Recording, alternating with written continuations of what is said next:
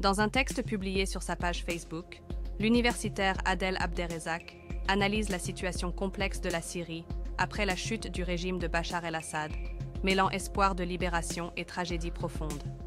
La fin de la dictature a libéré des milliers de prisonniers et permis le retour d'une partie des exilés, mais le pays reste marqué par des décennies de militarisation, de division sociale et de destruction économique.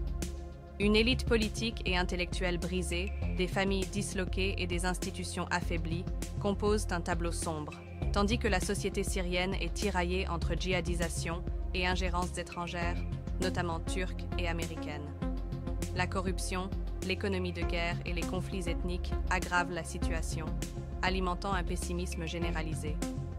Adel souligne que cette vision fataliste ne se limite pas à la Syrie. Elle est également appliquée à d'autres pays, comme l'Algérie, la Libye, le Maroc ou la Tunisie, souvent réduits à des clichés négatifs et à une impuissance supposée face à l'autoritarisme, la pauvreté ou les divisions internes. Ce fatalisme, qu'il qualifie d'idéologie, est à la fois confortable et paralysant. Il légitime l'indifférence, le désengagement et une lecture complotiste des événements. Cette posture permet de détourner l'attention des responsabilités locales tout en accentuant la dépendance envers des narratifs extérieurs. Pourtant, Adel insiste sur la nécessité de ne pas oublier les forces de résistance et de résilience au sein des sociétés concernées. En Syrie, il rappelle les réseaux de militants, les intellectuels engagés, les prisonniers politiques et les exilés, qui ont lutté contre le despotisme et porté des espoirs de changement.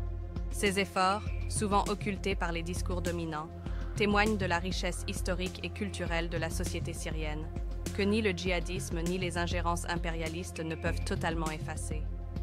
Il insiste sur le fait que ces acteurs, malgré leur marginalisation, restent porteurs de l'esprit de la Révolution populaire de 2011, temporairement avortée.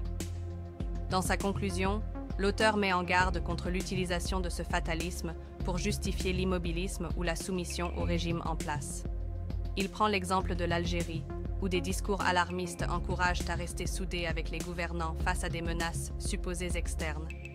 En citant l'écrivain Boualem Sansal comme symbole d'un prétendu complot contre l'Algérie, il dénonce ces arguments qui cherchent à étouffer les revendications populaires et à légitimer l'autoritarisme. Adel appelle à dépasser cette idéologie de la fatalité et à reconnaître les dynamiques internes des sociétés concernées, qui continuent à lutter pour leur émancipation malgré les obstacles. L'histoire, conclut-il, jugera si cette vision pessimiste était fondée ou si, au contraire, ces peuples auront su trouver une voie vers la liberté et la dignité.